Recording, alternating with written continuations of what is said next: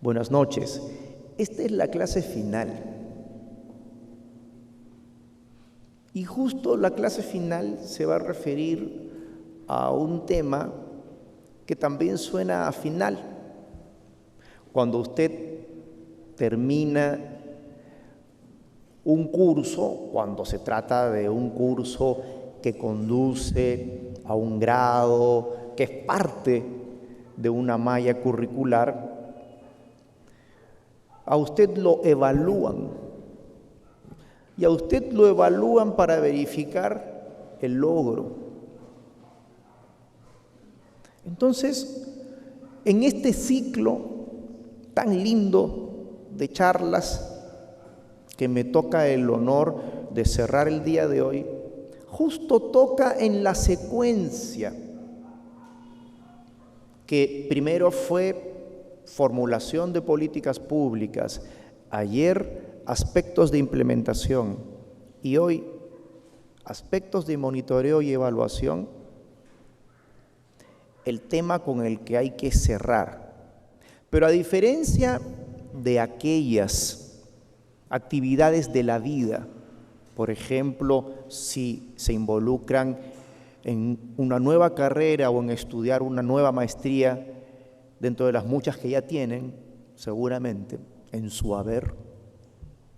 Si usted lo hace, pasará por alguna evaluación como actividad final. Lo que estamos planteando aquí es que tanto en el mundo amplio de la política pública, en el mundo más acotado de los programas, en esa distinción que a veces se crea semánticamente entre el rol de la política pública y de la gestión pública, donde le asignan a la política pública la definición del qué hacer y a la gestión la tarea del cómo hacerlo. En cualquiera de esos contextos, usted tiene que evaluar, pero no para terminar las cosas. Usted tiene que evaluar para tomar decisiones y retroalimentar el ciclo de gestión, si están hablando sobre gestión, o el ciclo de formulación e implementación de una política pública. Entonces, el concepto de monitoreo y evaluación está vivo y es transversal a todo lo que hemos conversado. Y hoy les voy a contar solamente algunos trucos que tienen que ver con el monitoreo y evaluación y que son parte de cursos que dicto en un semestre completo en la Facultad de Gestión en la Pontificia Universidad Católica del Perú. Y un subconjunto de ese tema, que es uno de los que más me gusta, es el de evaluaciones de impacto. La semana pasada dictamos un cursito de verano de 20 horas de lunes a viernes en la universidad, en el CICEPA, que es nuestro centro de investigación de los profesores de Ciencias Sociales y Economía. Y este cursito de 20 horas solo se concentró en métodos de evaluación de impacto, que es la práctica de moda en evaluación de programas y políticas públicas. Es algo así como el estándar técnico hoy en evaluaciones. Ya no se trata de cualquier evaluación, sino se trata de evaluaciones que buscan la verdad más rigurosa, que es saber si el ciudadano está mejor en lo que llamábamos en la primera sesión resultados intermedios o resultados finales, en el lenguaje del marco lógico o de los programas presupuestales, si realmente están mejorando el resultado específico y el resultado final por causa de la política pública y no por otra razón, no por la casualidad, no porque la economía está creciendo.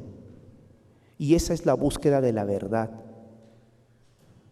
Lo que les quiero decir es que esto marca un antes y un después en la política pública. Esa es la verdad. Y hoy un estándar para definir qué países tienen un gobierno de calidad es si existe un sistema de evaluación de políticas públicas. Países vecinos que tienen sistemas transversales de gobierno preocupados por evaluar las políticas públicas son Brasil, Chile y Colombia.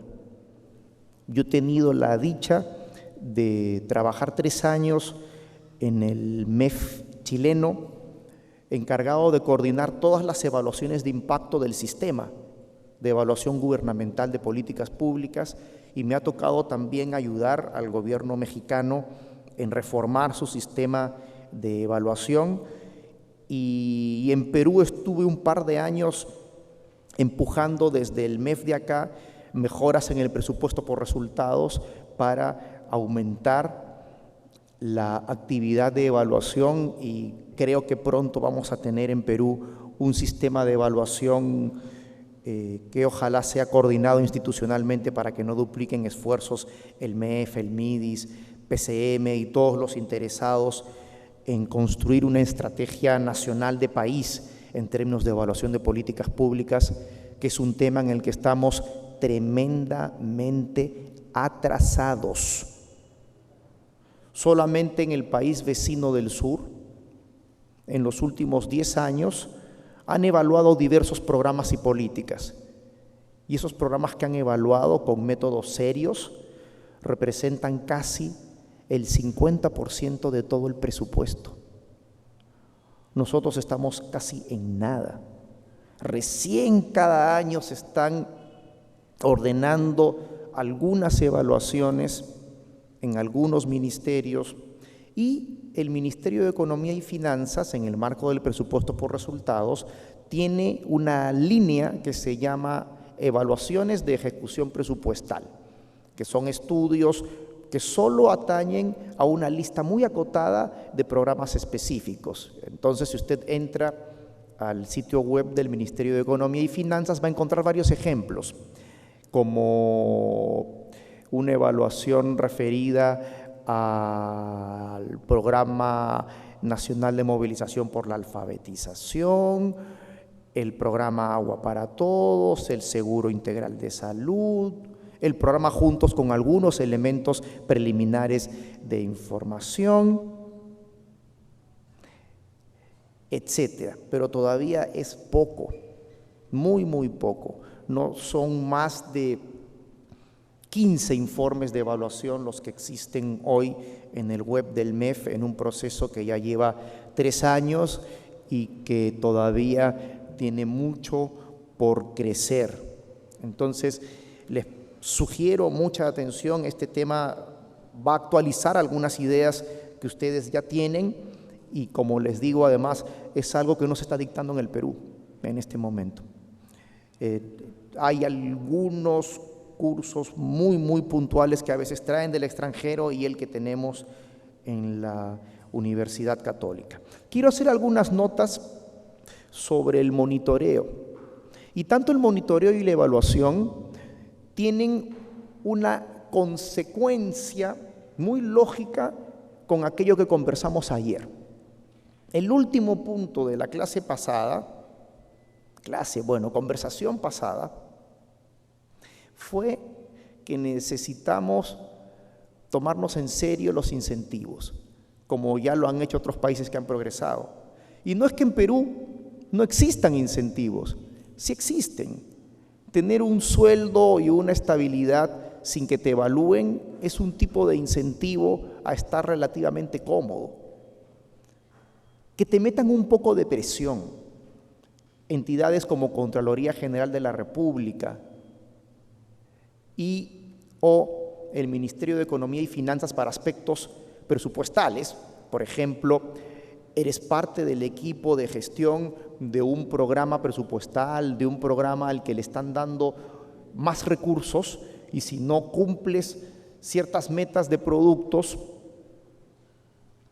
entonces corres el peligro de que no te aumenten más el presupuesto, o de repente que te saquen de esa especie de club de programas públicos o de políticas que están siendo hoy privilegiadas en términos presupuestales. El punto es que tú no puedes tomar decisiones sobre incentivos, sean los incentivos actuales que hoy tenemos en nuestro gobierno, algunos más visibles que otros, pero más que todo apuntan por el lado del miedo, de la desconfianza o de no motivar mayores esfuerzos desde la perspectiva de lo que serían incentivos positivos, y algo de eso hemos estado conversando ayer.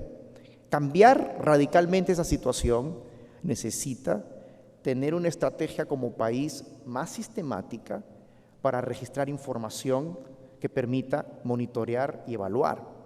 No podemos, de lo contrario, juzgar el desempeño de una entidad pública o de un grupo de trabajadores o de un programa o de una política y asignarle incentivos al personal. No podemos hacerlo sin información.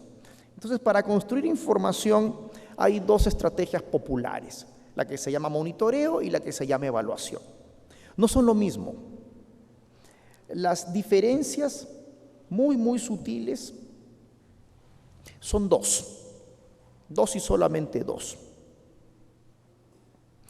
Uno, mientras el monitoreo es una actividad más concentrada en el corto plazo, es decir, en hacerle seguimiento mensual, bimensual, trimestral a algunos indicadores, ojalá relevantes y estratégicos, para tomar decisiones de corto plazo, la evaluación significa ponerle atención al verdadero desempeño y logro de una política pública en un periodo más amplio de tiempo. Esa es la primera característica que diferencia al monitoreo y la evaluación, el horizonte temporal, ¿sí? Dije que hay una segunda. La segunda es que el ejercicio de evaluación es un trabajo mucho más sistemático y riguroso. ¿En qué sentido? El monitoreo, en el mejor de los casos, te entrega buenas mediciones sobre indicadores como la ejecución presupuestal, la evolución del costo unitario de un programa, cuánto está costando cada vacuna por niño vacunado, cuánto cuesta en promedio cada niño atendido por el sistema escolar a cargo del gobierno. ¿Cómo evoluciona la ejecución presupuestal? Las metas físicas, las metas financieras típicas en el lenguaje de presupuesto son actividades de monitoreo que no tienen un análisis riguroso de las causas. En cambio, la evaluación es un ejercicio que busca juicios más certeros, juicios más concluyentes y explicaciones causales, el porqué de las cosas, el por qué un resultado es positivo o negativo. Esa es la diferencia segunda y crucial entre la evaluación y el monitoreo. Por lo mismo, usted debe sospechar que la evaluación es un poco más cara que el monitoreo, pero nos dice más, nos enseña más. No sustituye al monitoreo, ojo. No he dicho la evaluación es mejor, no hagamos monitoreo. Estoy diciendo ambos son necesarios si usted entiende las dos diferencias que mencioné, en la dimensión temporal a la que prestamos atención y en la rigurosidad de los métodos que usamos. ¿De acuerdo? Entonces, teniendo eso en mente, simplemente voy a darles algunos tips para mejorar la forma en que ustedes se enfrentan con los indicadores en las diversas políticas públicas y a veces de manera transversal en vuestras entidades. Los responsables de planeamiento y presupuesto hacen seguimiento de indicadores en general, aunque no sean siempre atribuibles directamente a programas y políticas.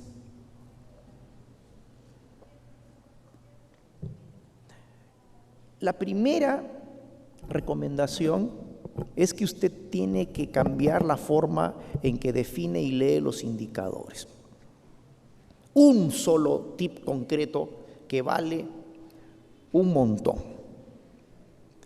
Si usted revisa la mayoría de indicadores que se llaman así en los POI y en otros documentos de gestión, muchos de esos indicadores cuentan números. Número de niños vacunados, número de informes entregados, número de delincuentes capturados, o número de capturas o de detenidos, número de personas en las cárceles, población penitenciaria, número de... Y de repente cuando algún gobierno dice, quiero preocuparme por descongestionar el problema de hacinamiento carcelario, entonces de repente empiezan a medir el número de preciosos, como se dice en lenguaje cotidiano, liberado del centro de reclusión o rehabilitación, no sé qué término sea el más adecuado, ustedes podrían explicármelo a mí. Entonces tú mides números diversos. Todos los números que he mencionado,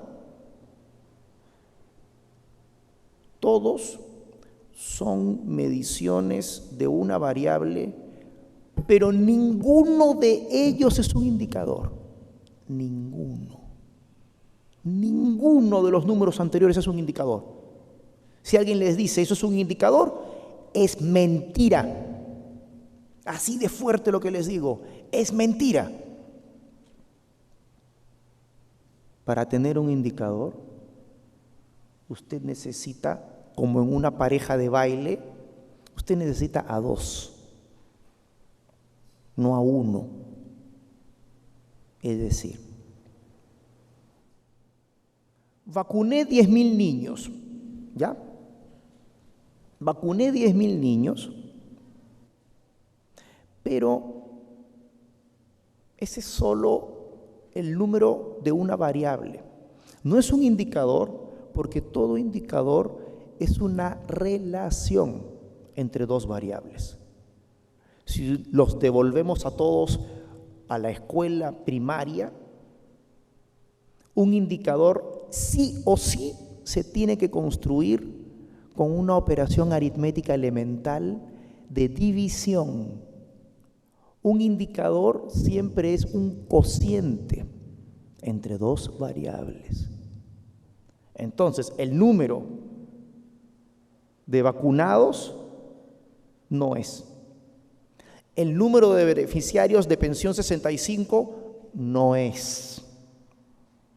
El número de informes policiales sobre actividades de investigación no es. No es. El costo por niño vacunado sí es, a ver si están atentos, sí es. El costo promedio por alumno en la educación escolar pública peruana sí es. ¿Cómo reconocemos entonces lo que no es indicador de lo que sí es indicador? Porque en el indicador usted tiene que haber realizado una división entre dos variables. Tiene que haber realizado una división.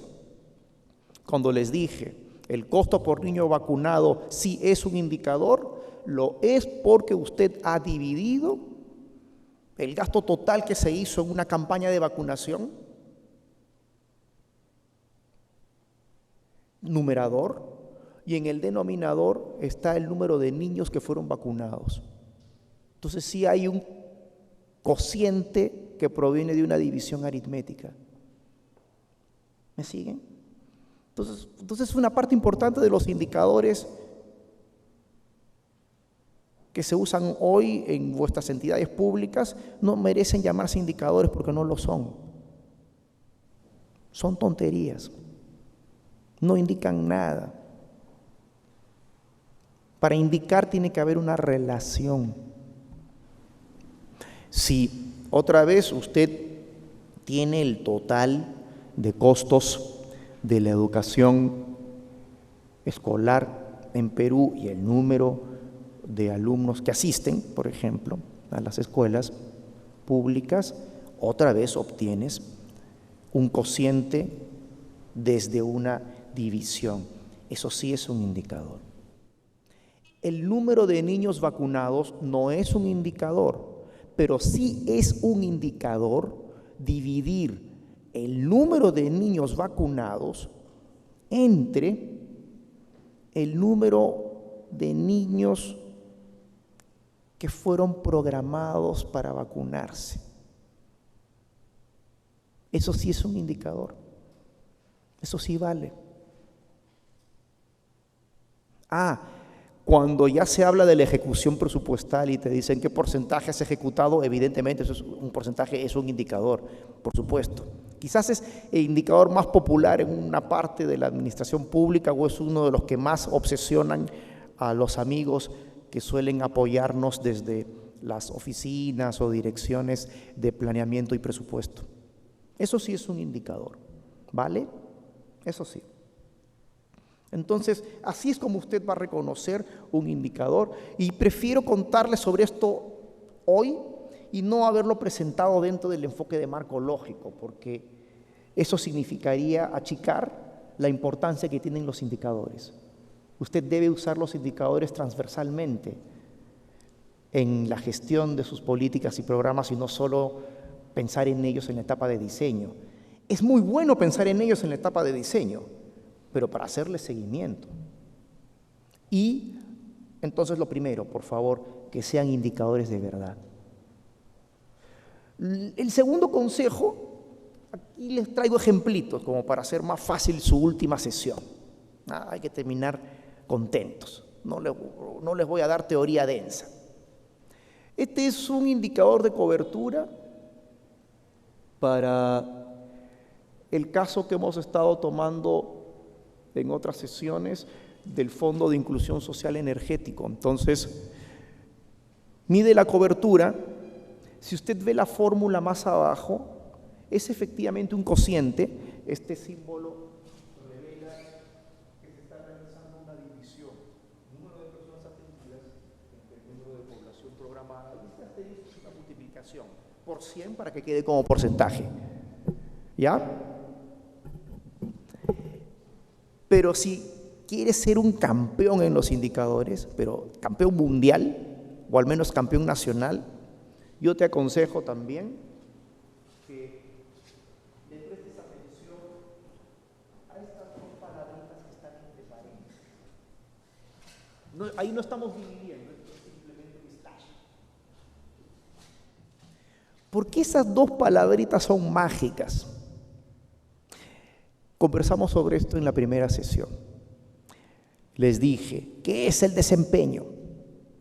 Todos los manuales que hoy tenemos sobre política pública, sobre gestión pública, cuando tratan de aterrizar esas ideas tan bonitas que existen sobre el valor público y te dicen, vamos a construir indicadores de desempeño, tienen que hacerlo como les expliqué en la primera sesión. El desempeño es una matriz de doble entrada. Quiere decir que cualquier indicador de desempeño sí o sí se tiene que referir a una dimensión concreta y a un ámbito de control. ¿Qué es una dimensión? Puede ser eficacia, eficiencia, economía o calidad. ¿Y qué es un ámbito de control? Un proceso, un producto, un resultado. Y el resultado podría ser resultado intermedio o resultado final. Y ya hemos hablado sobre eso. Entonces ahí va el segundo tip importante. No solo construya una división, también sepa identificar a qué dimensión se refiere y a qué ámbito de control se refiere. Ahora, ustedes se preguntarán por qué. ¿Se trata de una exquisitez metodológica? La respuesta es no. Es algo muy útil. en la práctica de mejorar la implementación de políticas públicas, la calidad de la gestión pública, por lo siguiente. Cuando las entidades tratan de construir indicadores, los amigos de planeamiento y presupuesto, a veces los indicadores no precisan bien a qué dimensión y ámbito de control se refieren. Si les pidiéramos que precisen a qué se refieren, después de haberles pedido que midan indicadores de verdad y no números absolutos, llegaríamos a la conclusión de que nuestros expertos en gestión no se han preocupado por la variedad que se necesita en los indicadores. Repito, los indicadores necesitan variedad. ¿Cómo? Variedad quiere decir que no es bueno medir una sola dimensión del desempeño. Cuando nadie te presiona, cuando no tienes incentivos a construir buenos indicadores para mejorar las políticas públicas, casi siempre mides cosas fáciles. Por eso miden números, pues. Entonces, cuando mides cosas fáciles, que no indican nada porque no son indicadores, cuando haces eso, usualmente tus indicadores se refieren a procesos, se refieren a algunos productos, y va por ahí la cosa. Indicadores de resultados no hay muchos. Indicadores de calidad no hay muchos. Entonces, yo les digo, primero, que esa diferenciación que puse entre paréntesis después del nombre del indicador, en ese ejemplo hipotético, la tengo aquí también. Ese indicador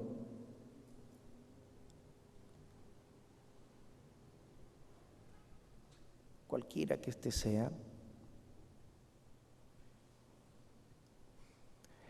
es uno que debe mostrar que hay variedad, que tú estás realmente registrando la diversidad de aspectos que están detrás del desempeño de una entidad pública, de un programa, de una política. Yo quisiera tener indicadores sobre las 4 dimensiones: eficacia, eficiencia, economía y calidad. Y no solamente algunos de eficacia. Y el único que aparece por ahí de economía, que se refiere al uso de recursos, es el típico indicador de ejecución presupuestal. Y listo, estamos felices. No. Trate de tener variedad de indicadores. Esa es la razón 1. Porque podemos tener entonces una mirada más inteligente sobre el desempeño de tu entidad, del programa en el que trabajas, de la política pública para la cual trabajas. Pero no se queda ahí el asunto de ese pequeño paréntesis donde se especifican. En la primera palabra, la dimensión. Vimos en la primera sesión. Atento a todo, la dimensión acá. Y en segundo lugar, es el ámbito de control. La segunda razón tiene que ver con algo elemental que conversamos ayer. Elemental. Si digo, metiendo mi mano en el fuego, que una de las razones por las que estamos estancados como país en varios aspectos de políticas públicas es porque no diseñamos mejores incentivos para las entidades, para los equipos de trabajo, es porque nuestra información es limitada. No sabemos medir cosas relevantes, andamos midiendo tonterías. Si es que medimos sistemáticamente algo, medimos pocas cosas relevantes. Y el problema es que los incentivos pueden ser una herramienta bien usada o una herramienta mal usada. Es decir, si ahora en el presupuesto por resultados Se está poniendo de moda medir cada vez más la producción, es decir, medir indicadores de producto. Lo que estamos haciendo implícitamente en ese esquema de incentivos es motivar que haya cada vez más vacunación, que haya cada vez más logro de metas cuantitativas, ¿de acuerdo? ¿Sí? Ya, el número de detenidos. ¿Cómo los detengo? Si realmente he acertado o he detenido a la persona equivocada, si he detenido a alguien y después vino la reportera de la televisión y por ganarme mis 5 minutos de fama, yo policía empiezo a mostrarle la pistola, a agarrar la pistola, empiezo a ensuciar las pruebas. Es decir, estoy deteniendo a una persona y posiblemente esté manchando la evidencia al tocar la pistola, es la cosa de las que les hablo, y al hacer eso estoy ensuciando el caso completo. Tal vez por falta de pruebas, ese posible delincuente sea liberado. No es la culpa del diseño de la política pública. ¿Me entiendes? No es culpa del diseño de la política pública. En parte tiene que ver con procesos de implementación donde no capacitas y donde además los incentivos que estás planteando están equivocados. El punto es el siguiente: los incentivos son mejores y el ser humano es mejor cuando uno es consciente de la variedad de aspectos que determinan el desempeño. Si te concentras solamente en uno, referido a producto, a cobertura, y no te preocupas por la dimensión de calidad, corres el peligro de que todos estén trabajando y esforzándose solamente para aumentar la producción y la calidad termine siendo un adefesio. Venga rápido el siguiente. La vacunación se va a convertir en un pinchazo de 5 segundos para maximizar. Que vengan más, que vengan más. Los consejos que había que darle a los padres para manejar mejor la higiene en el hogar, ventilar adecuadamente para que los niños sufran menos de infecciones respiratorias agudas, ya nos olvidamos. Next, el que viene. Entonces los incentivos definen lo que la gente hace y deja de hacer. Es así de simple. Y por lo mismo, si usted no mide una variedad de indicadores, corre el peligro de incentivar ciertas cosas y desincentivar otras. Eso ocurre a cada rato en política pública. A cada rato. A cada rato. Reclamos presentados a una entidad cualquiera, resueltos dentro del plazo. ¿Sí? Es un indicador que se refiere a la calidad. Sí. ¿Se refiere al ámbito de control llamado producto? Sí. Ahora bien, mejorar en ese indicador significa ser más eficiente, ¿sí o no? Magdi, ¿significa ser más eficiente? ¿Resolver dentro de plazo o más rápidamente los reclamos de los ciudadanos? ¿Por qué? Muy buena respuesta. Ahora viene el por qué. ¿Por qué no necesariamente significa ser más eficiente? A ver, ¿qué estamos aprendiendo en esta brevísima conversación? Muy bien, chicos, ¿ya?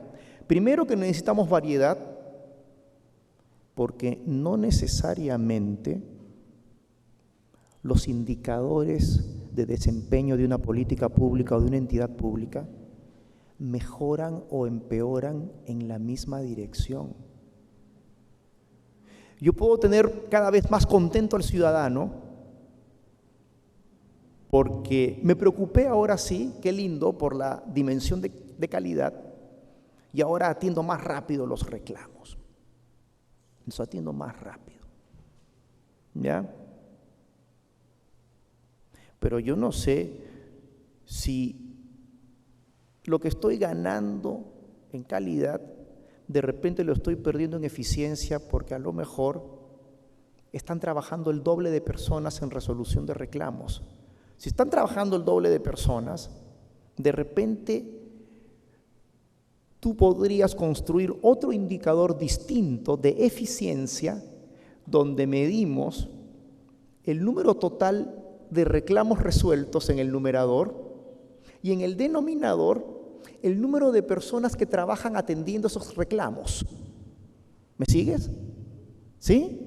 Este es un indicador de eficiencia que más directamente se llama productividad media o productividad promedio. Entonces, tú mides solo el número de reclamos atendidos, no basta. Mide solo si los reclamos se atienden dentro del plazo y qué porcentaje de reclamos se atienden dentro del plazo, no basta. Necesito también saber qué pasa con la eficiencia, porque de repente lo que estoy ganando en calidad y eficacia significa un gran sacrificio en términos de eficiencia, y el próximo año de repente alguien se va a dar cuenta en el MEF y el presupuesto me lo van a recortar, o van a poner alguna limitación y no te van a permitir contratar más CAS y vas a volver a lo de antes. ¿Por qué sirve esto en la toma de decisiones? Porque precisamente cuando ya tienes más información, te das cuenta de las contradicciones internas que cotidianamente existen en tu entidad y tienes más elementos de juicio para decidir cuando hay dos dimensiones que están en conflicto. Síganme, por favor. ¿A qué le vamos a dar más importancia y por qué? ¿Me entiendes o no? Lo que haces cotidianamente es hacer política pública y gestión pública a ciegas. Lo que yo te estoy diciendo, y esta es la verdad de los países que han modernizado sus políticas públicas, es que la información sirve también para explicitar estos conflictos que existen entre ciertos indicadores y otros. Esa es la moraleja de todo esto, más allá de aburrirlos con más tips que en el espacio tan breve de estas charlas es imposible conversar. Entonces, quiero que valoren este tema y empiecen a mirarlo de otra forma en su vida. ¿De acuerdo? Entonces, esas son las lecciones. Variedad, querer entonces explicitar a qué dimensiones y ámbitos de control nos referimos para evidenciar esa variedad en nuestra búsqueda de información. Ojalá que se refiera a cuestiones relevantes. Aquí hay otro típico indicador de calidad del tiempo promedio de tramitación de solicitudes. Un tiempo promedio es un indicador, se obtiene de una división y se refiere a la calidad y al producto. Aquí simplemente destacar que los indicadores sirven en muchos niveles, en niveles muy micro por así decirlo, porque se refieren a unidades pequeñas, ese es el término que usamos en economía, un programa, una unidad, un centro de costo en una empresa o un centro de responsabilidad, pero el indicador también sirve para el monitoreo de ciertos aspectos de toda la gestión institucional, como bien lo enfatizan muchas veces los amigos que trabajan en áreas de planificación y presupuesto, pero incluso también existen en varios países, los que tienen sistemas de evaluación, 3 de nuestros vecinos, también existen indicadores estratégicos de la actividad gubernamental. Es decir, no solo funcionan bien a nivel micro del programa, la política, la entidad, también en el nivel macro del funcionamiento de las políticas públicas importantes para el gobierno, suelen existir estos sistemas de indicadores y los suele administrar un ministerio de la presidencia o un ministerio de planificación o un ministerio de economía y finanzas, dependiendo del país en que nos encontremos. Hay realidades diferentes, tienen características diferentes estos sistemas de monitoreo y evaluación macro, que son gubernamentales, ¿sí? Son tan diferentes que, por ejemplo, en algunos países desarrollados como Inglaterra, quien tiene un rol crucial en la evaluación es la Contraloría. La Contraloría tiene un rol mucho más técnico, no es un perseguidor policial como en nuestros países. Es más bien un ente con grandes capacidades técnicas para evaluar y acreditar la veracidad de los indicadores de desempeño que entregan los distintos ministerios, las distintas entidades. Es un gran auditor de la calidad de la información y eso ayuda muchísimo a tener un buen sistema de información para mejorar la calidad de las políticas públicas. Entonces, las realidades institucionales son diferentes, pero en esta dirección tenemos que avanzar y no solo preocuparnos por las metas del presupuesto, donde los indicadores también son muy importantes. También pensar en metas estratégicas de gobierno y ojalá podamos tener todos los ciudadanos acceso a una especie de tablero de mando muy sencillo, que esté en el portal de transparencia, donde cada gobierno nos diga los 50 indicadores que queremos mejorar durante los próximos 5 años son estos: en salud, en educación, en acceso al agua potable, a la electrificación, a los caminos, en acceso a la justicia, en acceso a la información para la correcta toma de decisiones, y nos comprometemos a esto. De hecho, mientras los colombianos tienen un sistema de planificación un poco más sofisticado, tienen un Departamento Nacional de Planeamiento que hace este trabajo, los chilenos no tienen mucha institucionalidad de planificación, pero cada gobierno que entra, en su primer día o segundo día, en el primer mensaje, el Ministerio de la Presidencia establece la lista y durante los 5 años o 4 de gobierno, la oposición y la sociedad civil están todos con cuchillo y tenedor afilados, viendo cómo evolucionan esos indicadores y pidiendo rendición de cuentas al primer ministro, al presidente, sobre el avance de esos indicadores. Y no necesitas un megasistema de planificación. Basta con un conjunto de promesas creíbles y que son permanentemente auditadas y vigiladas. Yo le creo más a esas cosas que a sistemas fantásticos que proyectan los indicadores del Perú para los próximos 20 o 30 años. Un famoso economista, Keynes, decía que en el largo plazo todos estaremos muertos. No los aburro más, estoy muy inspirado el día de hoy. Esta figura es bonita, es bien sexy porque refleja la siguiente moraleja. Cuando los países mejoran en la calidad de sus políticas públicas, cuando este ejercicio es más reflexivo, es técnico y también político, esto no contradice lo político, le da coherencia a lo político. La política define los grandes objetivos y resultados esperados, como ustedes saben. Adecuar lo técnico y la implementación de políticas públicas a esos objetivos políticos tiene que ver también en el mundo de los indicadores que les estoy presentando hoy, con buscar cierta articulación o coherencia. En otras palabras, no sería viable que distintas entidades que van desde el nivel superior, entre comillas, o más macro de país, hasta el nivel más micro, que es el que muestro abajo en las flechitas, estén midiendo cosas demasiado diferentes. Es cierto que en el nivel micro, si usted está abajo, hay indicadores y metas de los programas que de repente no van a llegar a oídos del presidente o del ministro de la presidencia, seguramente, pero va a haber algún alineamiento, va a haber cierta coherencia. Y eso es lo que han ido consiguiendo varios países del mundo desarrollado y también de América Latina en la implementación de sus políticas públicas. Tener un poco de coherencia entre lo que se mide en el nivel más micro y lo que se quiere en los objetivos de gobierno. Ojo con eso. Y ya no los aburro más. Hay una serie de requisitos técnicos para los indicadores. Yo me he concentrado en esta importancia de la variedad y de especificar esa variedad y de entender los conflictos que existen cuando se miden cosas que pueden mejorar cuando otras empeoran, por ejemplo, en términos de dimensiones.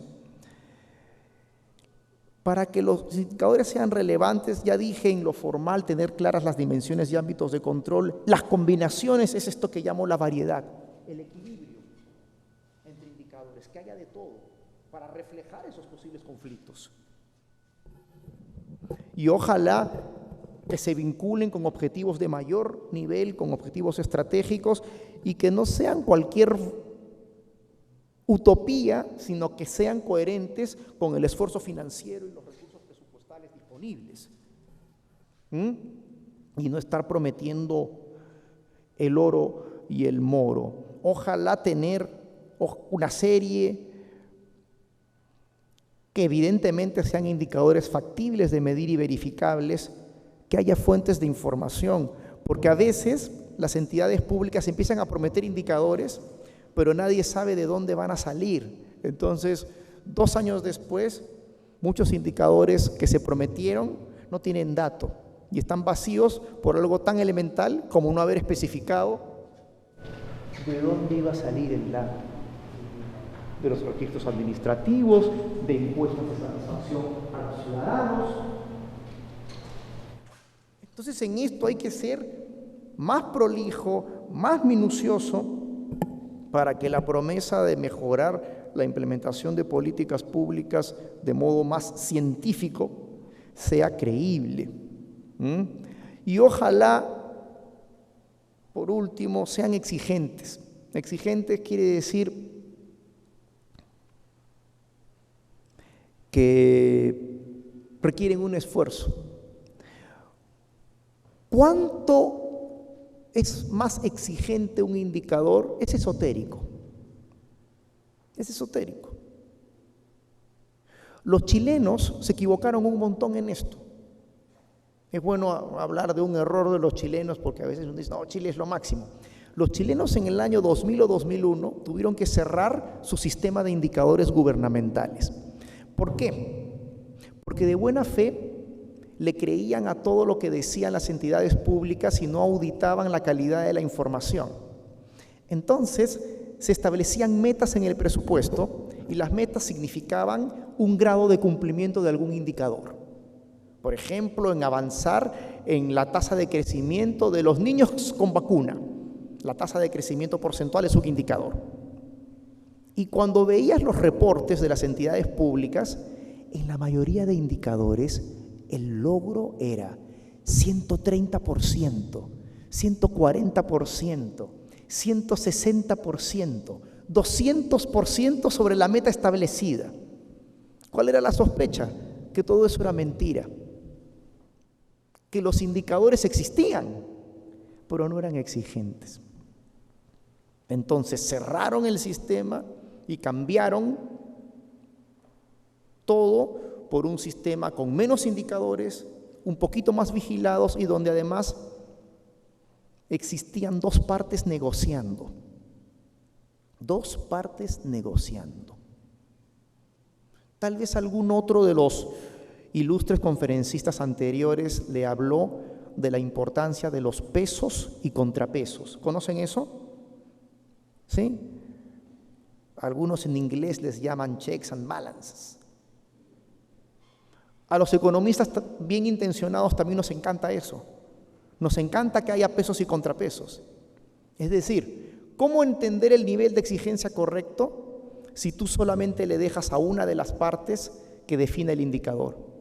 En otras palabras, si solo le dejas a un Ministerio de Economía y Finanzas que él establezca todas las metas para las entidades públicas y cuánto deben lograr en sus indicadores, Posiblemente eso sea mentira y no sean indicadores justos. Al revés, si solo le das esa responsabilidad a cada entidad y donde cada entidad promete lo que le da la gana, entonces corres el peligro de irte al otro extremo donde los indicadores no son exigentes. Los países que han progresado han construido esos pesos y contrapesos, negociando entre una entidad que representa a la presidencia, los intereses transversales de gobierno y la propia entidad pública o el programa que va a ser evaluado. Los ingleses tienen un sistema muy lindo que se llama de Public Service Agreements, acuerdos de servicios públicos, que se refieren a construir esos espacios de negociación para construir indicadores relevantes, valga la redundancia. Y de hecho, lo vinculo con la conversación de ayer, que se la perdieron los que no vinieron. Qué pena por ellos, realmente, qué pena. No les dije que aun cuando tú inviertes un montón de esfuerzo en diseñar mejores incentivos, tienes sistemas de información, porque tienes que medir algo. De lo contrario, no tienes cómo juzgar. El proceso de interacción entre las entidades públicas, cuando se quieren mejorar los incentivos en la implementación de políticas, es una rica fuente de aprendizaje. Esa negociación que se da entre unos y otros es súper útil. Es una escuela por sí misma, es una maestría por sí misma. Sin duda, aumenta los costos para todo el Estado, porque tienes que construir más información, porque tienes que construir lo que llamamos también en economía más contratos de desempeño. Pero la ganancia en términos de mejoramiento de las instituciones es tremenda. Hay que reconocer, aterrizando en el caso peruano, que querer mejorar el diseño de incentivos en nuestras políticas públicas con tanta dispersión de entidades, se cuentan en más de 2.700 actualmente, y en los 3 niveles de gobierno, que tanta diversidad y multiplicidad dificulta todo esto. Dificulta tener buenos indicadores, dificulta tener sistemas transversales de monitoreo y evaluación, dificulta construir mejores contratos y tratar de paliar lo que en la clase de ayer llamábamos el problema de agencia, que es el problema fundamental de implementación de las políticas públicas. Y es algo así como el cáncer de las políticas públicas en el Perú. La gran enfermedad de las políticas públicas en el Perú no es la corrupción. Al país le cuesta más no poder incentivar mejores desempeños de los trabajadores de gobierno, mejores esfuerzos, que son difíciles de observar. Y recordar una vez más que son limitados los indicadores, porque nunca mides todo lo que quisieras medir y porque además son solamente mediciones donde no hay una narrativa sobre aspectos de contexto que pueden estar afectando los indicadores. Y por lo tanto necesitas, ojalá, complementar, ese es el tip final sobre esto, las mediciones de algunos indicadores relevantes con otros elementos de juicio cualitativos. ¿Qué está pasando en el contexto? ¿Realmente se nos vino abajo el indicador sobre la efectividad, sobre la eficacia de nuestro programa de asistencia técnica a agricultores en Puno por la helada? ¿O le estamos echando la culpa a una helada de nuestra escasa capacidad de prever las cosas y de haber formulado metas más realistas cuando hay fenómenos o una parte de las heladas que no son hechos riesgosos, sino más bien son hechos que ocurren predeciblemente año a año y tal vez lo que cambia es la magnitud de los daños? Entonces, usted necesita esos elementos de juicio. Los indicadores por sí solos no le dicen eso. Eso significa que usted necesita instancias de conversación inteligente con operadores, con funcionarios que están en los distintos niveles de gobierno, implementando las políticas, porque ellos entienden varios de estos aspectos de contexto. ¿Por qué se está cayendo o se está empeorando en términos de focalización? Ayer hablamos de este asunto. De repente, personas que trabajan en el entorno regional saben mejor que nosotros si ha habido influencia, presión de alguna autoridad para que se incluya como beneficiarios a quienes no debieron incluirse. Error de inclusión, le llamábamos el día de ayer. Entonces, prestar atención a estas cosas, evidentemente, usted necesita otros elementos de información y tener cuidado si usted usa los indicadores para diseñar incentivos, porque usted solo va a poder diseñar incentivos sobre aquello que puede medir. Y de repente se te están pasando elefantes en aquello que no mides. De inmediato entro ya a algunos tips sobre evaluación. Ya hemos diferenciado el monitoreo de la evaluación. Como les dije, la evaluación persigue la verdad sobre aspectos que ya no son de tan corto plazo como los indicadores y además busca juicios rigurosos, busca las causas, los factores explicativos, no solamente la información de contexto que por ahí hemos recopilado. La información de contexto que hemos recopilado todavía no es un juicio concluyente en términos técnicos. La evaluación sí trata de hacer eso y por eso no es casual que los países que desarrollan en sus políticas públicas tengan sistemas gubernamentales de evaluación. Y ahí la frase, que he preferido dejarla en letras de color y no tenerla acá, para que ojalá la graben. Si a usted le interesa la política pública, aquí está la reflexión final del curso. Todo lo demás es menos relevante que esto. ¿Cómo vas a mejorar una política pública si no la conoces? ¿Y cómo la vas a conocer si no la evalúas seriamente? La evaluación, entonces, tiene dos acepciones. Un conjunto de métodos, pero también es un proceso para formar estos juicios valorativos rigurosos. Entonces se confunden a veces las dos cosas y los dos conceptos son válidos.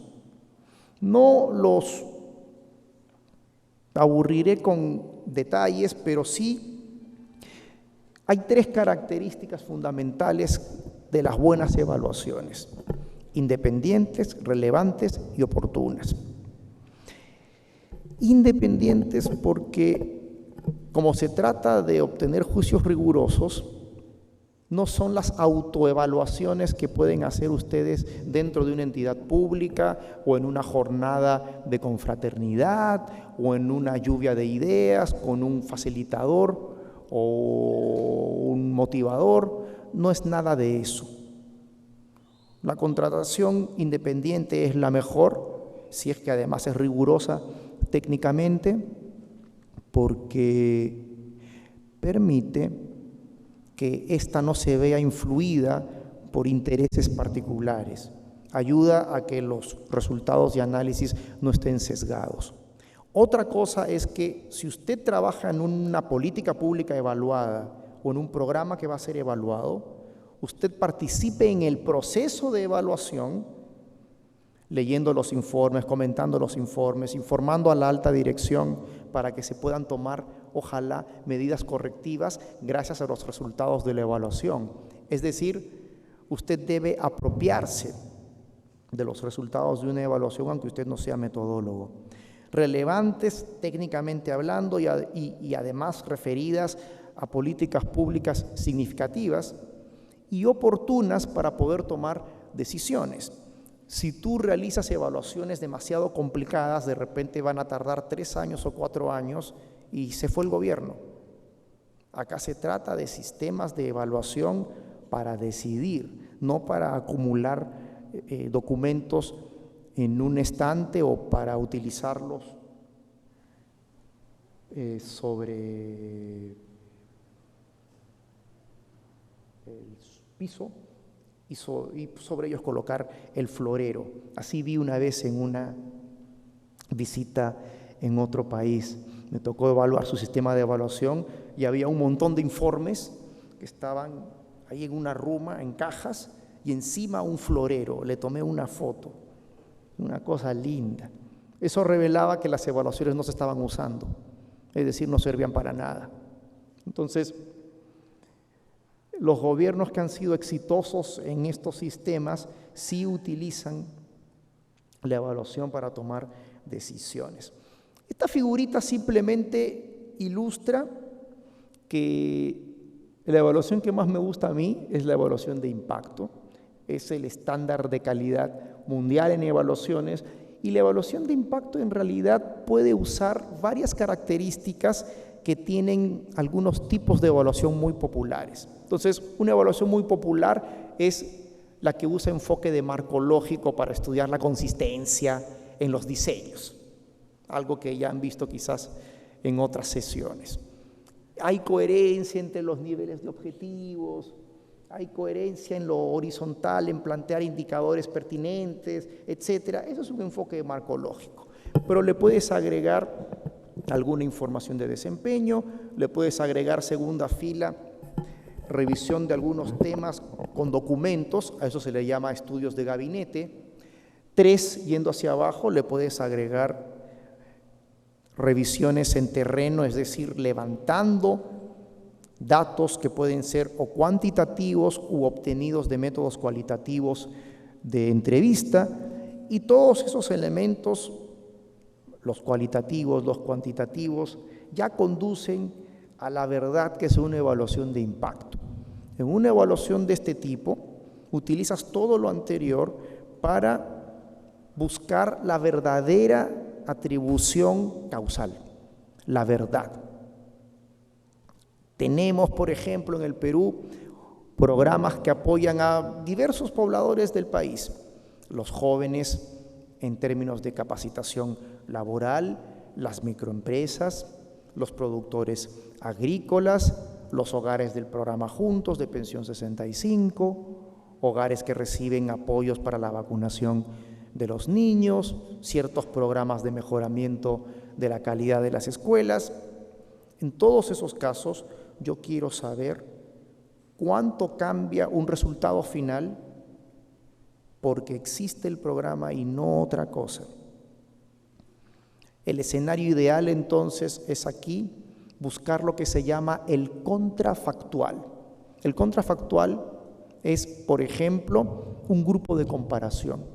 Si aprovechas que ciertos programas y políticas no son universales, aún siendo universales en el papel, y alguna población que pertenece a lo potencial, concepto de la clase de ayer, no es atendida,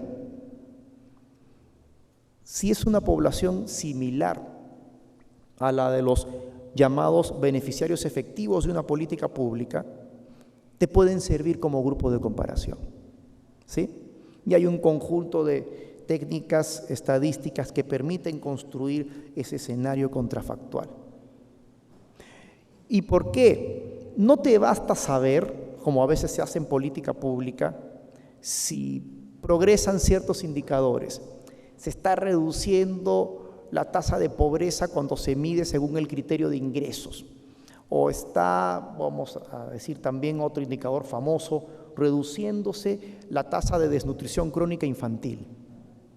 Yo quiero saber si realmente, al haber caído 6 puntos porcentuales en 4 o 5 años, la tasa de desnutrición crónica infantil, si uno de esos puntos porcentuales, 2 de esos puntos porcentuales, todos esos puntos porcentuales de reducción son atribuibles al programa articulado nutricional, porque una parte de esa reducción en la desnutrición también tiene que ver causalmente con el crecimiento económico, que aumenta el ingreso de hogares y su acceso a alimentos. El análisis costo-beneficio es sutilmente diferente al análisis de evaluación de impacto. ¿Cuál es la diferencia y cuál es la semejanza?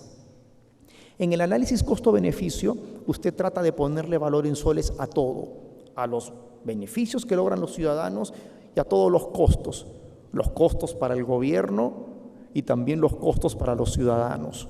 De hecho, el Sistema Nacional de Inversión Pública se basa en el método de análisis costo-beneficio. A veces, el dato de una evaluación de impacto te permite acercarte a un análisis costo-beneficio. Si, por ejemplo, un impacto que se refiere a un año adicional de asistencia a clases de los niños en la educación escolar, es decir, reducción en la deserción. Si tú la reducción en la deserción escolar, que es un impacto, ojalá atribuible a buenas políticas públicas, lo puedes traducir en soles si es que logras predecir o proyectar si ese año de escolaridad en el futuro va a representar para ese niño cuando sea trabajador una mejora en sus ingresos en comparación con no tener esa mejora, ¿sí? A eso se le llaman los retornos de la educación. Ese ya es un análisis costo-beneficio, donde utilizas un dato que proviene de una evaluación de impacto. Entonces, en ese contexto, me salto toda esta parte porque quiero hablar de evaluaciones de impacto, que es lo que más me gusta. Para mí, este es una suerte de índice de lo que debiera haber como mínimo en una evaluación. Como mínimo en una evaluación, lo digo rápidamente, deberías abordar aspectos de diseño, aspectos de organización y gestión, es decir, aspectos de implementación como los que vimos ayer, aspectos de eficacia y calidad, ojalá con indicadores correctos, y si tienes una evaluación de impacto, mejor aún porque puedes conocer la verdad. También ciertos aspectos sobre el uso de recursos financieros, la economía de un programa o política, la eficiencia, y análisis de sostenibilidad y justificación de continuidad. Casi todas las evaluaciones que se realizan en países con enfoque sistémico tienen este índice. Esto no lo he inventado yo. ¿Y por qué se llega hasta esa viñeta final de justificación de continuidad? Que tú quieres contestar ahí 2 preguntas para orientar a los políticos, a las autoridades de presidencia, de los ministerios de Economía y Finanzas. Quieres contestar 2 preguntas. Pregunta 1, ¿sigue siendo vigente el problema o necesidad que justificó la creación de esta política o de este programa? Porque de repente nos hemos quedado dormidos y no hemos revisado evidencias y quizás una parte de todo lo que se está gastando hoy en el Perú en lucha contra la desnutrición, una partecita quizás, debería trasladarse para tener un pequeño programa preventivo de la obesidad en los niños, para que se alimenten mejor, ¿sí? Si seguimos en el boom de crecimiento económico, lo que va a ocurrir en 5 a 10 años es súper predecible. Va a empezar a aumentar como problema de salud la obesidad infantil y ya no va a ser tanto la desnutrición crónica. ¿Por qué no anticiparnos? Y así ocurre en un montón de terrenos de las políticas públicas en este enfoque medio aburrido que les presenté desde la primera vez, basado en evidencia, racional, con las limitaciones de información que siempre tenemos. Pero esto es lo éticamente correcto. Usted tiene que preguntarse, número 1, si sigue vigente el problema o la necesidad del ciudadano. Si no sigue vigente y usted simplemente está repitiendo las cosas porque nadie lo ha evaluado, porque eso mantiene las rutinas de nuestros equipos de trabajo en la entidad pública, entonces estamos mal. La pregunta 2 es, si contestaste sí a la primera, si aún está vigente el problema o necesidad que justifica que exista esta política pública, si realmente la forma en que estamos diseñando e implementando esta política y los resultados que se están obteniendo justifican la continuidad. Porque de repente el problema existe, pero la forma en que estamos interviniendo con nuestras políticas públicas y programas es muy mala y hay que modificarla radicalmente. Si eso es así, la pregunta 2 es súper importante. Y esto es lo que hoy se hace en el mundo de las evaluaciones, y ahora sí quiero ir directamente al tema final, señoras y señores. Evaluación de efectos e impactos. ¿Dónde está la sutileza en el uso de estos términos? Metodológicamente es lo mismo. A veces se le llama efecto al resultado intermedio, o se le llama efecto al resultado específico de tu matriz de marco lógico, de tu matriz lógica del programa presupuestal, si es que entraste ya a ese negocio con el MEF. En cambio, le llamas impacto de manera más acotada al resultado final, es decir, a los aspectos de bienestar del ciudadano, si mejoró efectivamente la percepción de confiabilidad en el Estado de Derecho, el bienestar medioambiental de los niños por aspectos de contaminación.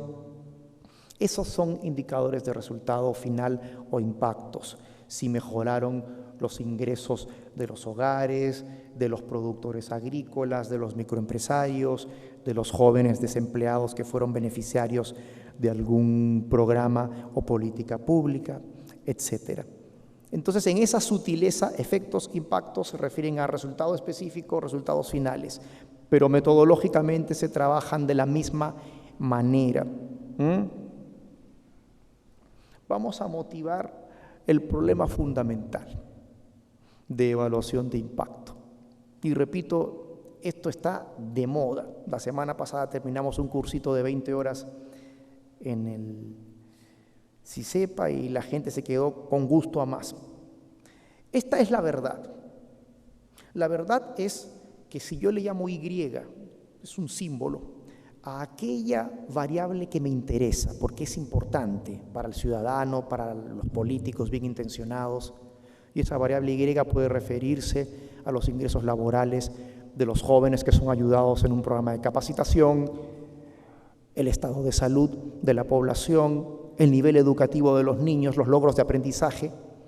Cualquiera de esas variables de resultado deseables es Y. ¿Sí?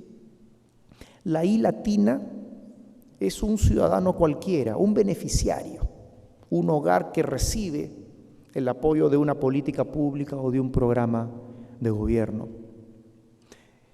La situación 0 es la situación en la cual esa persona no recibe la ayuda de gobierno y entonces la verdadera medición del impacto es esta letra griega beta, donde en cada persona que recibe un apoyo del gobierno, sea un programa universal o uno focalizado, este ciudadano con nombre y apellido, por ejemplo, ¿tu nombre cuál es?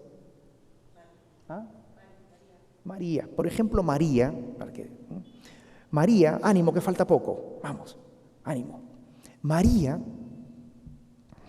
ha sido beneficiaria de un programa que ahora busca dar becas de maestría a los mejores funcionarios públicos. ¿Dónde trabajas, María? ¿Aquí en el jurado? ¿No? ¿Dónde? En RENIEC. Entonces, María fue seleccionada y María ha ganado una beca y le estamos pagando una maestría en la Universidad Católica, evidentemente. Y queremos saber si una variable Y de interés son los ingresos laborales de María. Otra Y de interés podría ser el aporte que hace María al mejoramiento de las políticas públicas a cargo de RENIEC. Esa también puede ser una Y.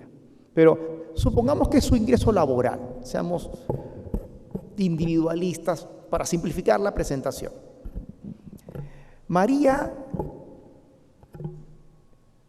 es beneficiaria y la verdadera medición de impacto significaría conocer el ingreso laboral de María por haber sido beneficiaria de la beca de maestría que le da el gobierno, menos el ingreso laboral que María habría recibido, potencialmente.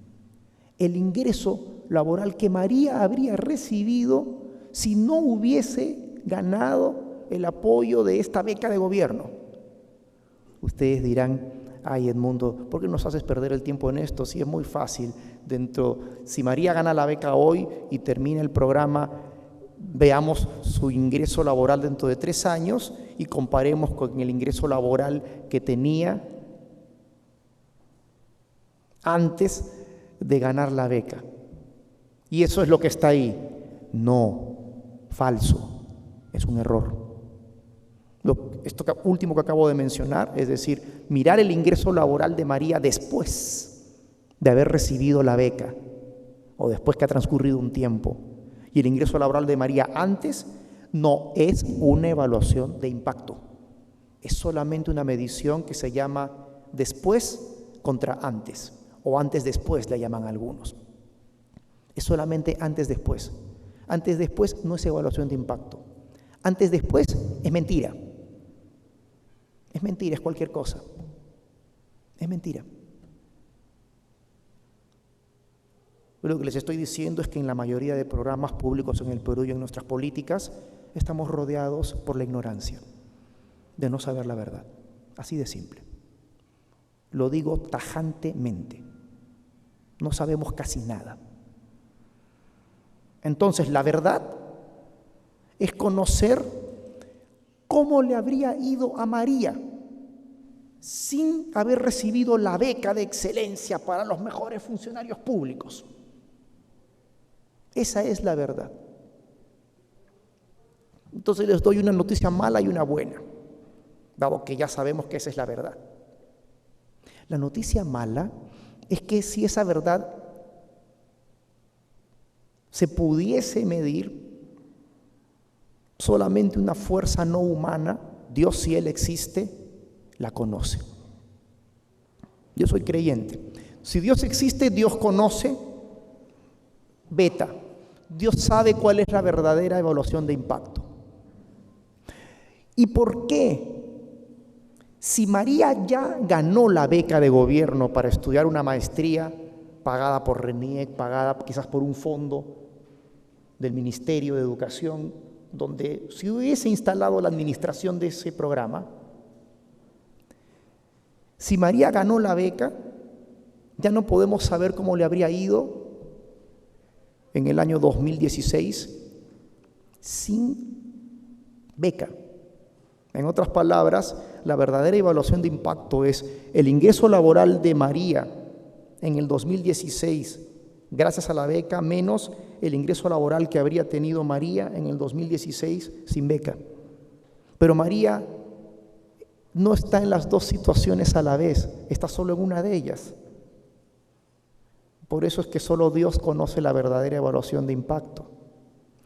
Entonces, ¿qué hacemos los humanos hoy? Y si el problema es tan fuerte, ¿por qué hoy los países tienen sistemas de evaluaciones donde la evaluación de impacto ahora es la engreída, es la estrella internacional? Y es el método de evaluación que hoy día manda. ¿Por qué entonces? Bueno, porque uno, necesitamos conocer la verdad y lo que vamos a buscar entonces es nuestra mejor aproximación al escenario contrafactual. Por lo tanto, ya no será la evaluación de impacto perfecta donde identifico a María en los dos estados de la naturaleza. No, ahora busco a alguna ciudadana muy parecida en sus características a María, pero que no haya recibido la beca. Por ejemplo, nuestra amiga de atrás, ¿tu nombre? ¿Sí? Medalit. Medalit. Si Medalit, que sin duda es distinta en una serie de atributos a María, porque son seres humanos con personalidad propia, si Medalit es similar a María en las características que hubiesen permitido ganar la beca, ¿me sigues? Si es similar en esas características, pero María recibe la beca y Medalit no, entonces Medalit es grupo de comparación y nos ayuda a reconstruir ese escenario contrafactual. Y eso es lo que se hace en la mayoría de evaluaciones de impacto sobre políticas públicas. Y esto es clave porque aún teniendo mediciones de indicadores, si usted identifica en el tiempo, y en el eje vertical algún resultado relevante, importante, para el país, para la política, para los ciudadanos, eso es una Y, eje vertical, resultado primario, y defino en el tiempo el momento en que se inicia la intervención del programa o política pública. Si hago eso, en el mejor de los casos, con un buen sistema de información, en el mejor de los casos, tenemos algunas mediciones para la población que podría ser beneficiaria antes y después. Esa es la trayectoria amarilla. El ingreso laboral de los funcionarios públicos que podrían haber participado y o ganado esta beca para una maestría antes y después. ¿Qué es lo que quiero motivar? Que esto no es la verdad. La verdad es comparar esta situación de color amarillo con la situación contrafactual donde comparo con un grupo de ciudadanos, en este caso funcionarios públicos similares. Entonces,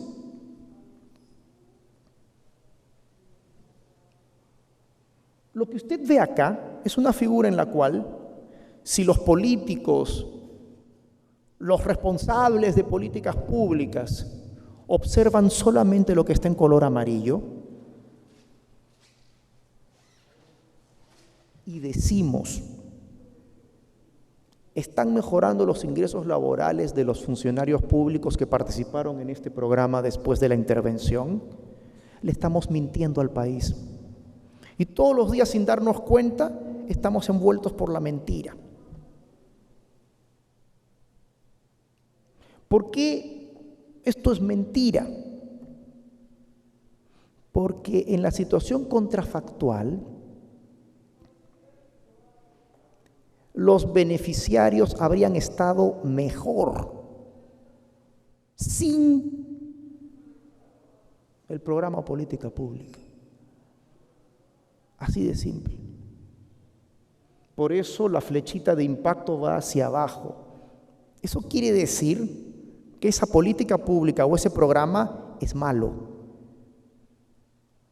Pero tú crees que es bueno. Así hacemos política pública en el Perú, queridos amigos. Última clase les estoy dando un masaje cerebral intenso. Digo masaje, no lavado o enjuague cerebral. Es solo un masaje, ¿sí?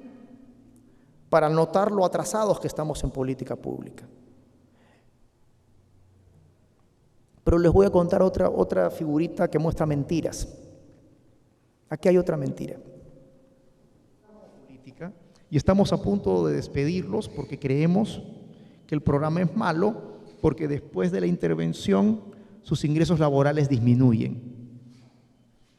Oh, sorpresa, si usted conociera en este ejemplo, a propósito, si usted conociera lo que se llama contrafactual, que es la situación que habrían tenido estas mismas personas sin el apoyo del gobierno, lo que estamos viendo es que sin programa, estas personas beneficiarias habrían estado peor. Entonces, qué injustos somos cotidianamente cuando opinamos intuitivamente sobre políticas públicas en el Perú. No sabemos nada de esto, nada. Entonces, este programa o política es bueno o buena. A ver, ¿pero qué podría estar explicando este resultado? Si hablamos del programa que premia con becas a los funcionarios públicos excelentes como ustedes y les paga una maestría. Y vemos años después que sus ingresos laborales están peor que antes de la intervención. De repente han ocurrido otros hechos exógenos, como por ejemplo algunas medidas de política de austeridad que de repente han recortado remuneraciones en el sector público. Eso ha ocurrido, ¿eh? Eso ha ocurrido. Que un gobierno diga ya se rebajan remuneraciones o se congelan. Congelar una remuneración en términos nominales o ajustarla poco es reducirla en términos reales, en términos de poder adquisitivo. O establecer topes y bajar topes que antes existía y que permitían quizás contratar personal más calificado, qué sé yo. Entonces quizás hubo un asunto externo que ha afectado y perjudicado a los funcionarios públicos, pero sin programa nuestros beneficiarios habían estado peor, porque son parte del mismo contexto, pero el programa es bueno. Y no hay que cerrarlo, no hay que despedir a los que trabajan en ese programa o en esa política, no hay que despedirlos. Tremenda injusticia sería votarlos y mandarlos a su casa por mirar solo la trayectoria de color amarillo. Lo mismo ocurre o aplica si pensamos en un programa del Ministerio de Trabajo que entrega capacitación laboral a los jóvenes para que mejoren sus condiciones de empleo. De repente, después de la intervención, todos están empeorando su ingreso laboral porque quizás trabajan en algunos sectores afectados por alguna situación externa como una crisis económica. Una crisis económica, de repente trabajan en algunos sectores que se han visto perjudicados por la apertura comercial y en general les está yendo peor a los jóvenes beneficiarios, pero les iría peor aún sin programa. Entonces, este es un programa con impacto positivo, aun cuando los beneficiarios están empeorando. Estas son las verdades que hoy desconocemos en el Perú sobre el 90 y tantos % de nuestras políticas públicas. No sabemos nada sobre esto.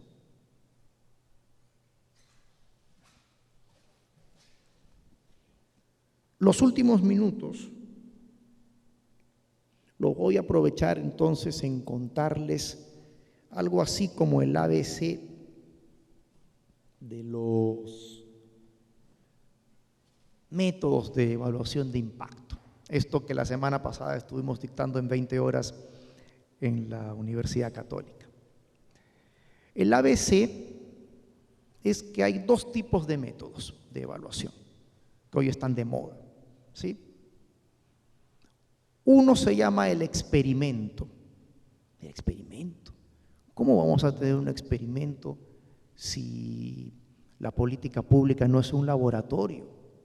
Yo estoy de acuerdo con eso. La política pública no es un laboratorio, pero hay ciertas situaciones, que permiten experimentar. Experimentar de manera simple significa que, por ejemplo, quieres probar una intervención con un programa piloto o que no tienes presupuesto para atender a toda la población. Y no quieres ser injusto y establecer a dedo a quién le das y a quién no le das. Entonces sorteas.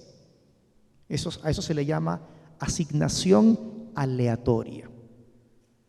Entonces el sorteo o la asignación aleatoria o el enfoque experimental, que ahora se usa mucho en evaluaciones, se usa mucho, por ejemplo, en evaluaciones en el sector de educación, incentivos a docentes, programas más dirigidos a darle información a los padres de familia, programas especiales de tutoría para los niños para que le tomen más cariño a la lectura. Varios de esos programas ahora se prueban con enfoques experimentales. ¿Cuál es la gracia del experimento? Así resumidamente, es que gracias al experimento tú puedes asegurar que aquellas personas que como María son seleccionadas para la beca y aquellas como Medalit que no son seleccionadas son similares, son comparables. Son comparables. Si ya pertenecen al grupo de 1000 personas que merecían la beca y cumplían todos los requisitos, toditos, sorteo y le doy a 500 y a 500 no les doy, porque no hay plata para más. El MEF me puso como siempre un techo. Ese sorteo entonces garantiza que el grupo de comparación que no recibe el apoyo de gobierno es similar. Y al ser similar puedo comparar entonces cómo les va después en sus ingresos laborales. Esa es la intuición del experimento, súper simple. Pero estarán de acuerdo conmigo, ya no los. Y esta es la figura que nos indica que si esta es ahora Y, nuestra variable de interés o resultado primario, gracias al experimento, los beneficiarios y el llamado grupo de control en la situación que se llama T0, T es el tiempo, T es el momento previo a la intervención pública, son similares. Y eso significa que parten del mismo nivel en promedio y por eso la medición posterior nos muestra el impacto. En cambio, el mundo real, el mundo real no es así. El mundo real de la mayoría de políticas públicas, programas públicos, sean estos universales con restricciones y racionamiento o programas focalizados en ciertas características de la población, no es el mundo del experimento. Ojo que los experimentos se están usando cada vez más en pilotos de políticas públicas. La cooperación internacional está usando pilotos con experimentos. También empresas transnacionales que tienen prácticas de excelencia en responsabilidad social empresarial, por ejemplo, mineras que tienen preocupación real por impactar con sus programas de apoyo a la población, realizan este tipo de experimentos. Pero en el mundo real de nuestras políticas públicas en Perú, no hay experimentos, es decir, no hay azar, ¿no es cierto? No hay azar. Atiendes a unos antes que a otros porque están primero en la cola o por decisiones políticas. En otras palabras, tú no puedes garantizar o asegurar que en la situación T0 previa a la intervención pública, aquellos que se llaman beneficiarios porque reciben la intervención y aquellos que no son beneficiarios y se les suele llamar grupo de comparación o grupo de control, sean realmente iguales en su situación en esa variable socioeconómica, por ejemplo, o de educación o de salud, cualquiera, Y. No son iguales. Y si no eres consciente de esa diferencia, corres el peligro de cometer un tremendo error después, porque el verdadero impacto no es toda esta diferencia. es solamente una parte menor. En otras palabras, a esta diferencia que ya existía entre los beneficiarios efectivos de políticas públicas y programas públicos y los que no llegan a beneficiarse con ellas, a esa diferencia que ya existía, se le llama sesgo. Sesgo. Un sesgo es malo, porque revela varias cosas. Revela que no está siendo tan imparcial en la distribución de la política pública entre ciudadanos, ¿sí? Y también es un obstáculo para buscar la verdad, porque puede engañar al evaluador. Y puede engañarlo a usted si desde su entidad pública usted trata de leer los resultados de una evaluación. Usted tiene que controlar ese sesgo. Y este sesgo entonces existe tanto por decisiones de los funcionarios públicos como por decisiones de los ciudadanos. Porque a veces los funcionarios públicos no sabemos si el que llega primero es realmente diferente al que se quedó afuera en ciertos aspectos no observables. ¿Qué aspectos no observables son muy importantes en las políticas públicas? Con esto los remito también a la clase de ayer. Conozca al ciudadano. Aspectos no observables fundamentales tienen que ver con la motivación, las habilidades. Si estoy apoyando a microempresas, a productores, el espíritu emprendedor. No son características fácilmente observables y hacen muy distinta a la gente.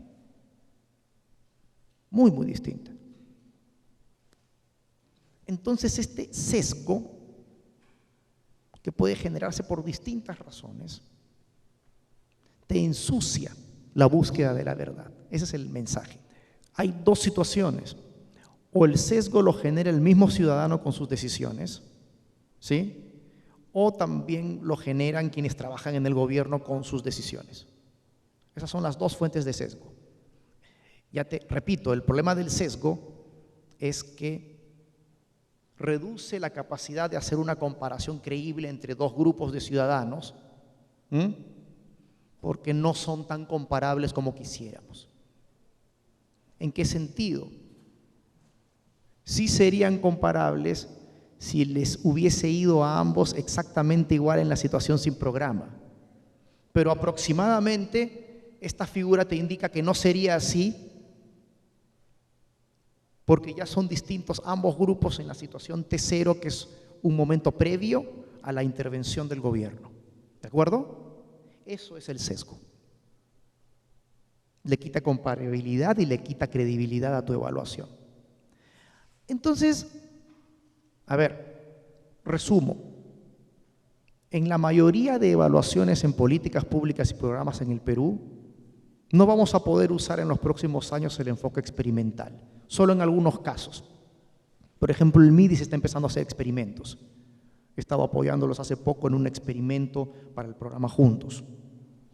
Solo en algunos casos, muy limitados. En el mundo real de la mayoría de programas y políticas, vamos a tener que trabajar con los enfoques que se llaman no experimentales o cuasi experimentales. Esto es el cuasi experimento. ¿Qué hay que hacer entonces en un cuasi experimento?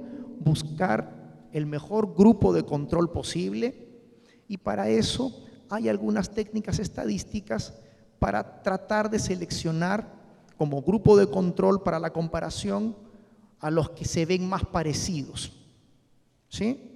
Y eso de verse más parecidos significa, en resumen, que usted debe conocer qué características X determinan la participación en el programa, en la política, de los distintos tipos de ciudadanos, y cuando ya las conoces, buscas algo así como clones. Buscas aquellos que tienen esas características más parecidas. Y esos son los que sirven como comparadores. Ese es el resumen de lo que uno trata de hacer en el mundo de los cuasi experimentos. Y una técnica muy popular en ese mundo de los cuasi experimentos se llama el emparejamiento. En inglés se denomina matching. Ese emparejamiento trata de construir esa analogía. Tú tienes información de encuestas tomadas a ambos grupos y emparejas a cada beneficiario como María con la persona más parecida posible de aquellos que no han sido beneficiarios. El problema de los emparejamientos es que los emparejamientos se basan solamente en características observables, pero en diversas políticas públicas lo no observable es muy importante y posiblemente un emparejamiento basado en lo observable solamente te permita abordar una parte del sesgo. Es decir, si ya controlas una parte de las diferencias que existen entre los beneficiarios y los grupos de control o comparación, todavía te queda otra parte que no has logrado controlar, que es esta diferencia y se le llama sesgo por omisión de aspectos no observables.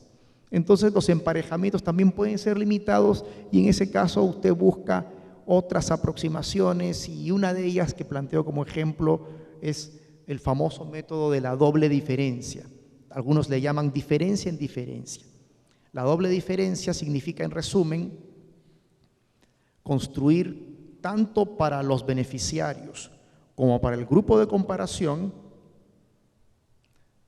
línea de base, que es la situación en el momento T0, y su situación posterior a la intervención.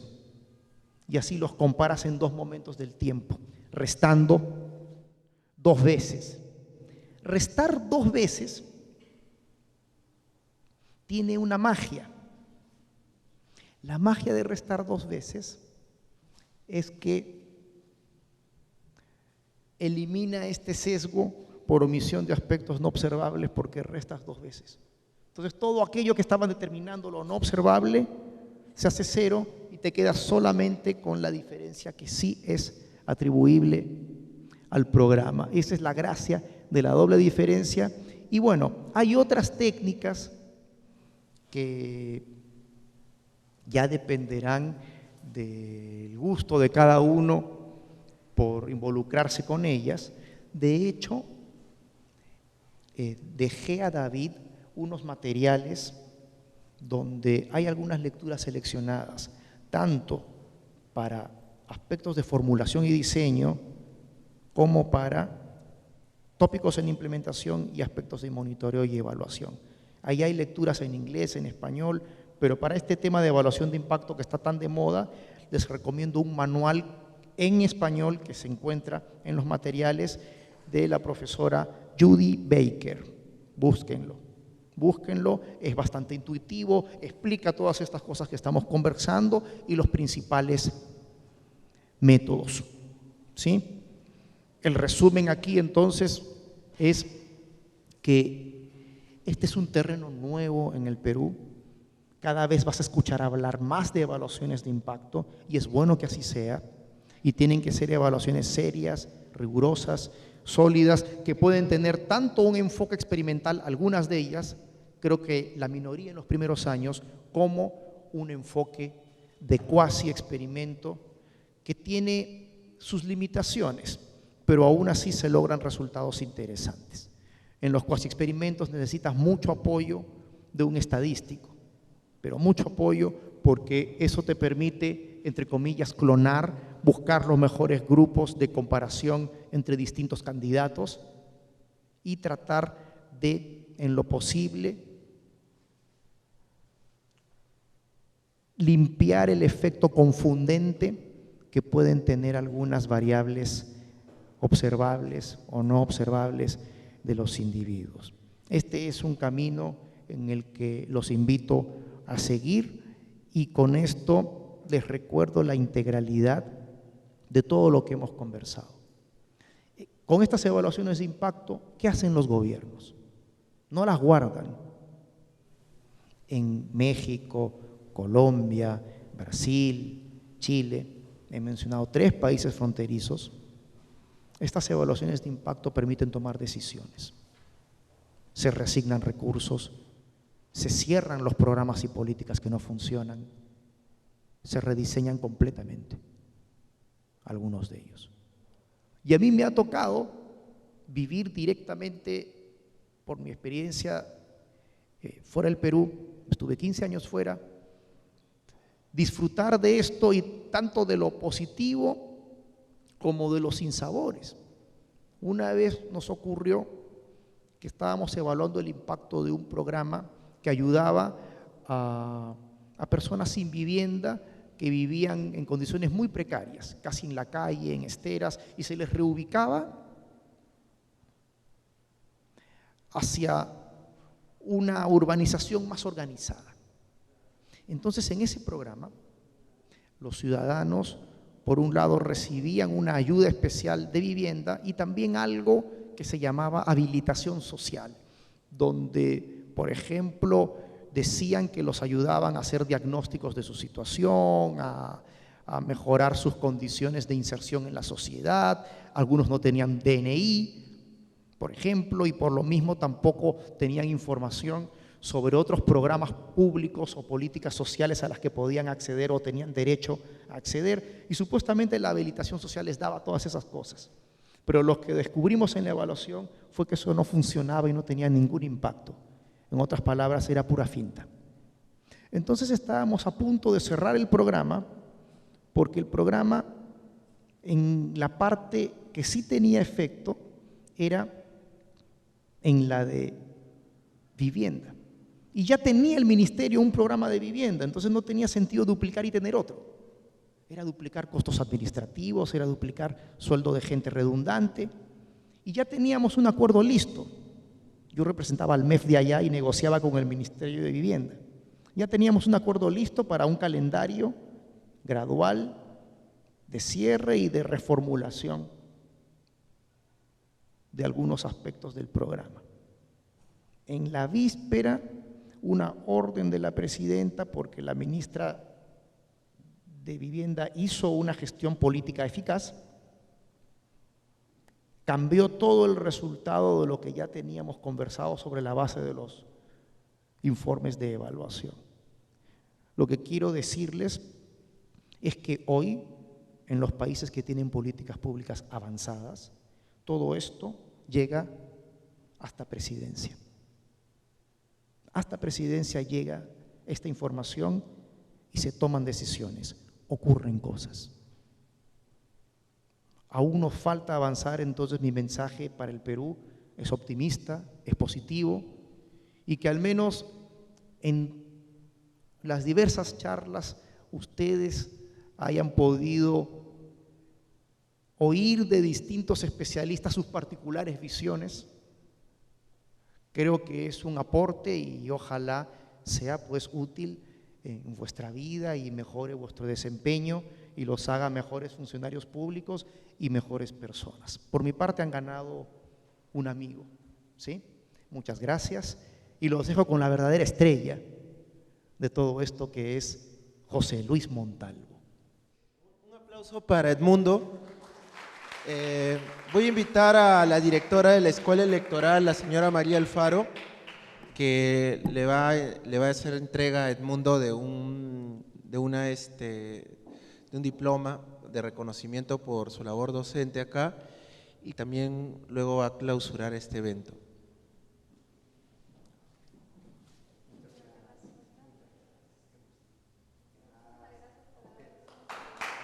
Bueno, le doy la palabra a María para que pueda clausurar el evento. Buenas noches con todos. En primer lugar, he tenido el gusto de compartir aula con ustedes durante gran parte de este curso. Espero que hayan podido adquirir herramientas de gestión y comunicación política, que era lo que nosotros queríamos darles en un principio con este curso, que tuvieran una noción básica de esto y que ustedes se vayan con la sensación de haber aprendido algo más después de haber pasado por esta aula. Tengo que hacer un reconocimiento a todos los docentes, doctor Beteta, a los profesores que pasaron por acá, como Carlos Salza, el señor doctor Aucejo, el doctor Béjar, entre otros que nos acompañaron. Espero que podamos compartir en un futuro nuevos cursos y que los tengamos nuevamente en nuestra aula con los cursos que sigamos impartiendo. Con estas palabras doy por clausurada esta etapa, esta jornada de capacitación en gestión pública y comunicación para la gobernabilidad. Muchas gracias.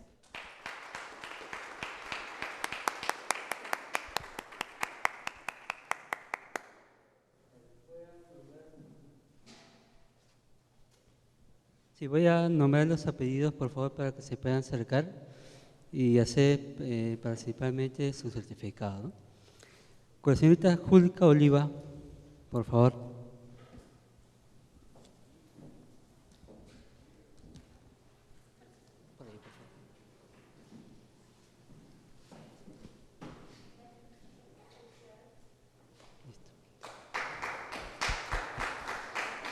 Laos Goicochea.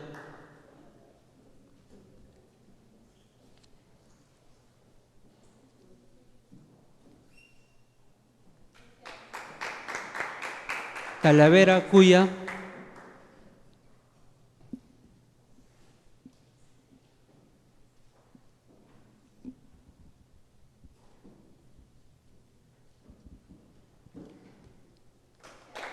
Leo Alcántara. Leo Alcántara.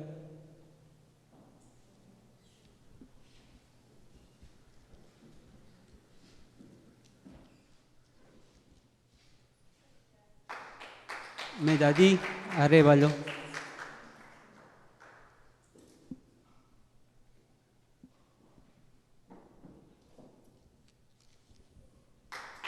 Luis Aroni.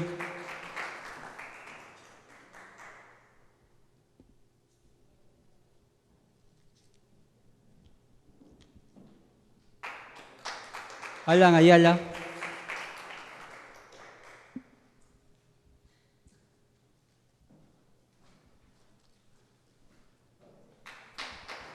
Ada Aizanoa.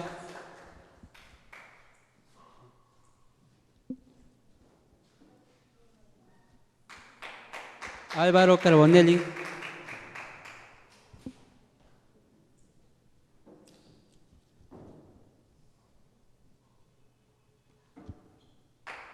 Irene Díaz.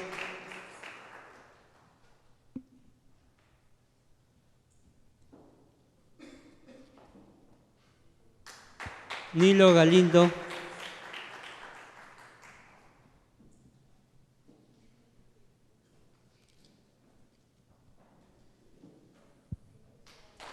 Grajeda.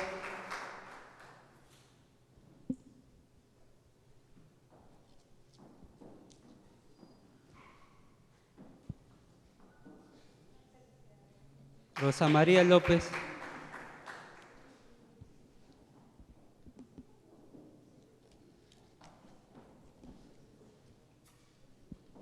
María Lozano.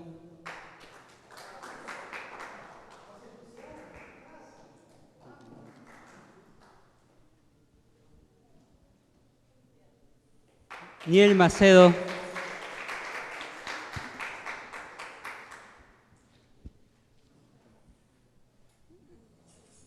Cintia Marroquín.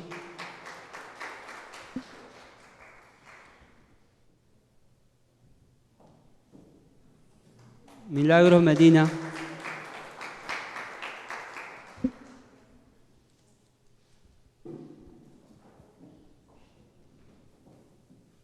Yesenia Moncada.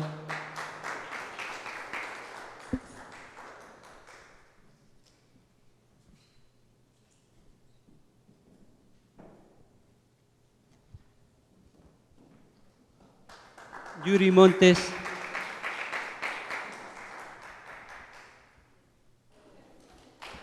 Magdi Orel.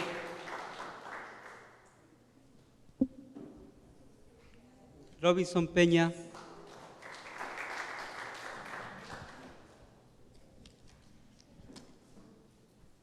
Claudia Quiñones.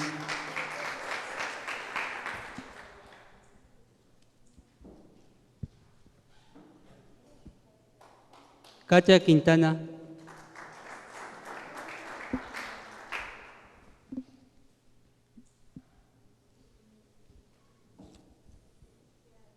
Julio Luis Rodríguez.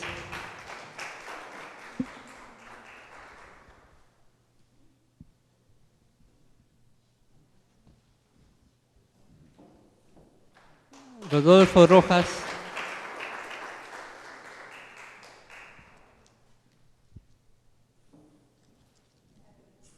Víctor Roy Untiveros. Gracias.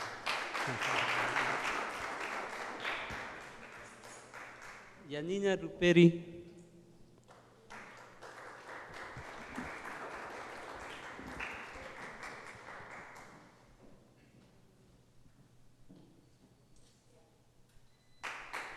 María del Carmen.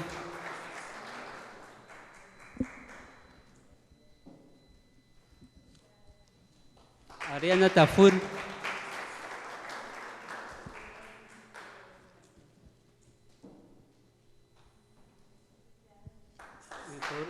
Y por último, Efraín Vidal. Y muchas gracias por su paciencia.